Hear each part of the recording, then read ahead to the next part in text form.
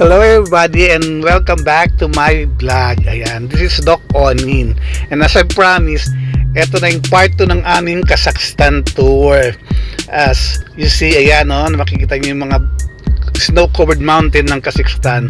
Eto, galing kami ng Kuala Lumpur. From Manila, nagpunta kami ng Kuala Lumpur and Kuala Lumpur to Almaty, Kazakhstan. It took us around 8 hours from Kuala Lumpur to Almaty, kaya medyo mahaba ang travel time. So eto na nga, upon that arrival namin sa gabi, ayan, biglang nag-snow. Ang lakas ng snow, pero eto nga naman ng aming pinunta dito sa Kazakhstan ang masaksyan ang pag-ulan ng snow. So hindi namin naasahan na pagdating namin sa gabi, uulan ng napakalakas ng snow.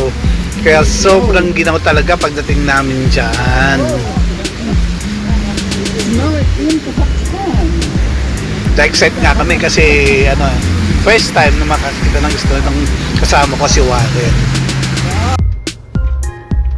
So eto, the second day, syempre, punta muna tayo sa church.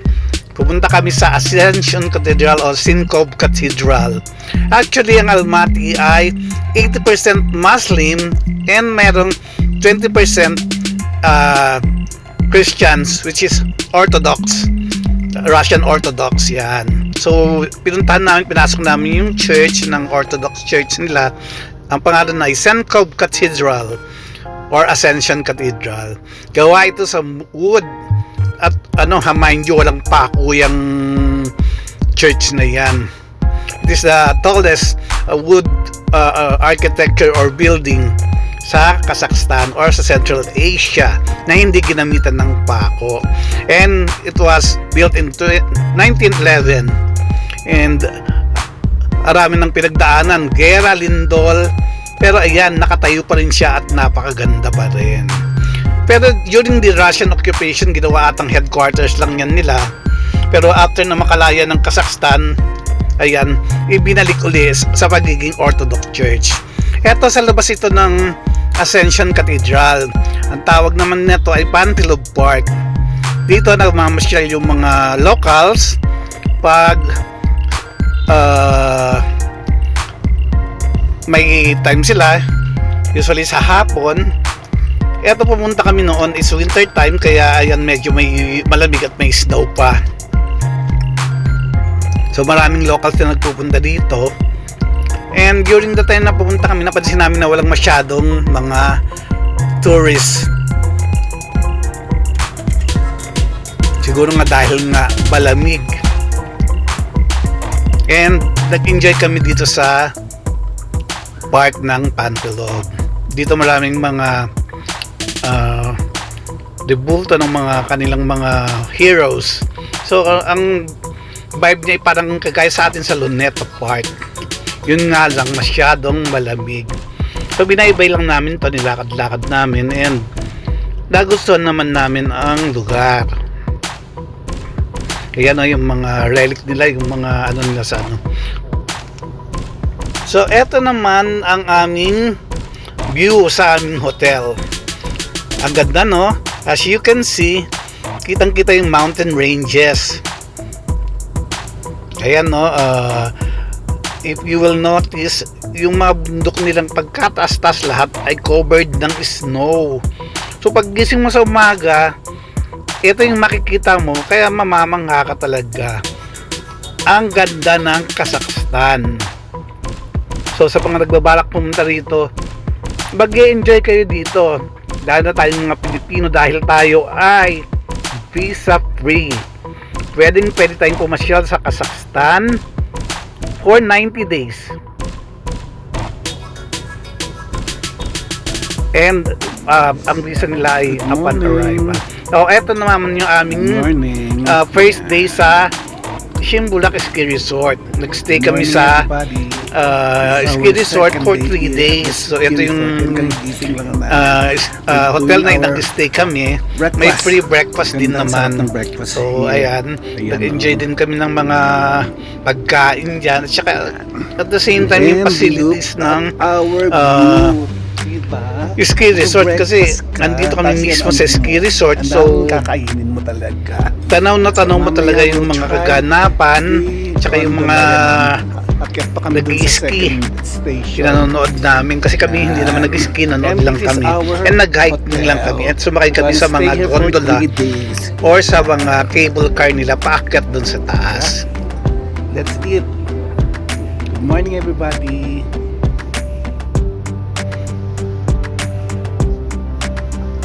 So eto naman, naglalakad-lakad kami ni Warren at in-enjoy namin yung paligid ng ski resort at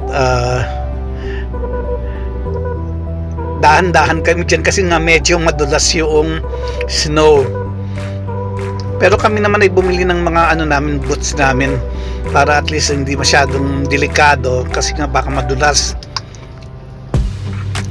At that time, pagdating namin dyan nga sa ski resort, umulan din ng snow. So eto na yung after 3 days namin. So pababa na kami niyan ng city uli. Imagine from the city going to from the ski resort going to the city, it took us around 40 to an hour, pero napakamura lang ng pamasahe kasi meron silang parang Uber doon, ang tawag ay Yandex. Ang pamasahe napakamura lang talaga, siguro parang nasa 300 lang sa pera natin and that is already an hour drive from the hotel, from the hotel of the ski resort going to the city. So ang mura lang talaga. Napakaganda rin naman ng city, develop din naman sila. Ang gaganda nga ng mga mga bahay na nakita namin.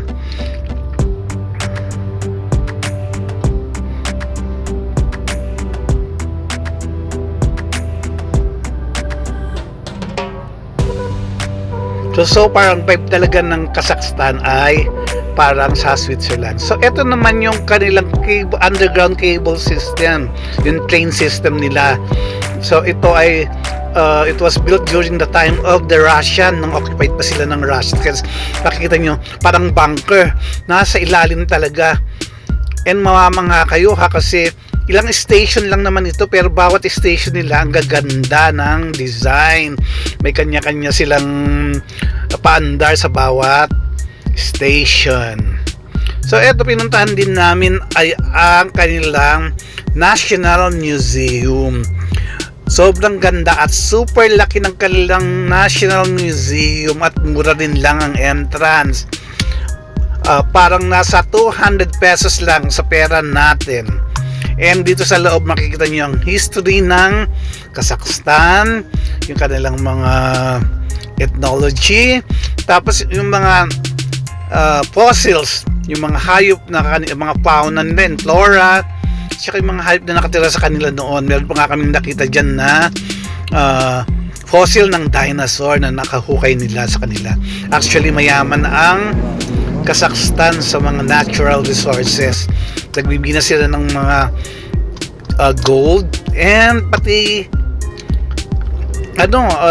langis. Nag-export sila ng langis, kaya mayaman talaga ang Kazakhstan. Ngayon lang sila masyadong nadidevelop, kaya nadidevelop yung kanilang mga natural resources. Pero yun nga lang, hindi rin masyadong marami pang turista. Pero siguro in the long run, dahil nga napakamura naman talaga dito sa Kazakhstan at napaka ganda ng lugar nila, and at the same time masasarap ng mga pagkain, so in the long run siguro marami ring turista ang pupunta rito. Ito yung sa lobby ng National Museum. Maraming pinapakita ng mga replica ng kanilang mga leaders, at meron pa nga dyan nakasuot ng isang buong gold. So eto naman, doon pa dito sa city, pero doon to sa taas. Ang tawag ng lugar dito ay Koktobye. Cable car. Koktobye yan. Dahil masyado ring mataas. And as you can see, ayan nasa taas tayo. Kitang-kita mo ang city.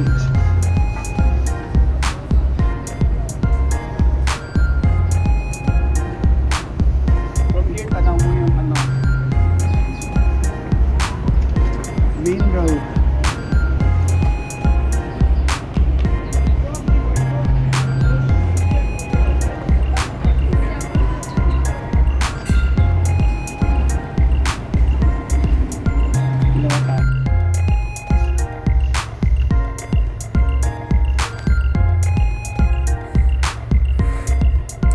So ito ay ano na, paggabi na nung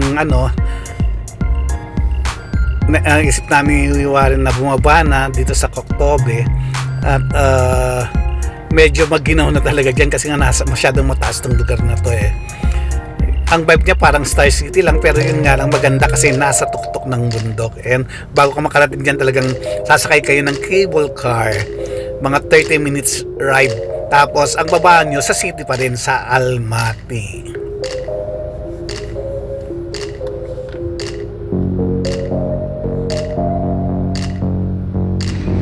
And finally, nakababa na kami mula doon sa Koktobe.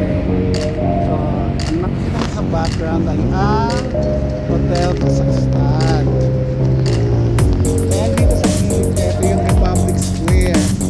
Makikita nyo dito yung station ng Koktobe. Saan kayo sasakay dito sa Kazakhstan? And yung hotel. Yung hotel na malapit dito sa city. Yan. Ito.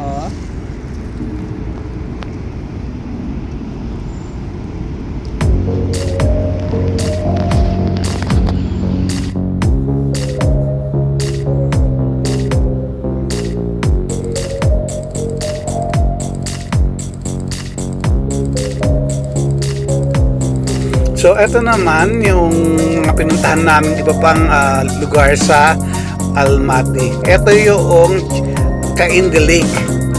Ito napakahirap pumunta riyan. Ito naman yung papunta sa Charin Canyon. Actually ang laki talaga ng Kazakhstan. And marami silang mga alagang tupa. Almaty, Kazakhstan. And this is the view in our hotel. Ayan. May araw na ngayon. And look, ang ganda ng view dito sa hotel namin. Kitang-kita mo yung mountain range. Ayan. And this is our last day here in Almaty, Kazakhstan. And we're gonna fly out tonight to Kuala Lumpur. So, goodbye Kazakhstan, Almaty, Kazakhstan, and hope we'll come back again soon or next year. Bye for now, Almaty, Kazakhstan. So eto, before flying sa gabi papuntang Kuala Lumpur, syempre nag-dinner muna kami. Yan, dito sa napakagandang restaurant nila.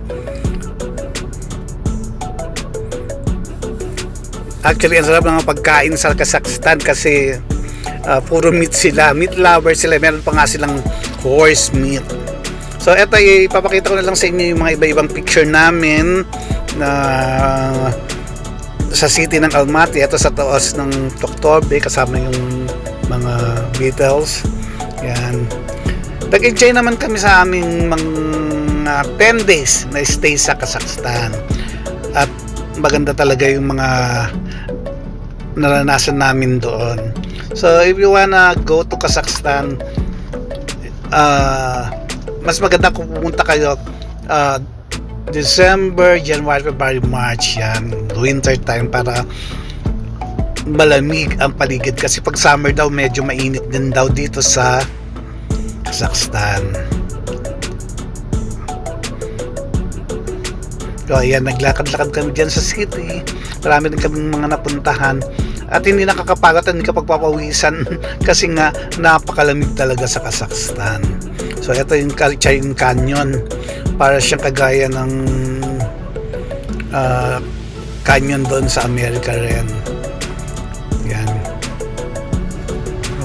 Okay, bye. See you again on my next vlog. I hope you enjoy my trip to Kazakhstan.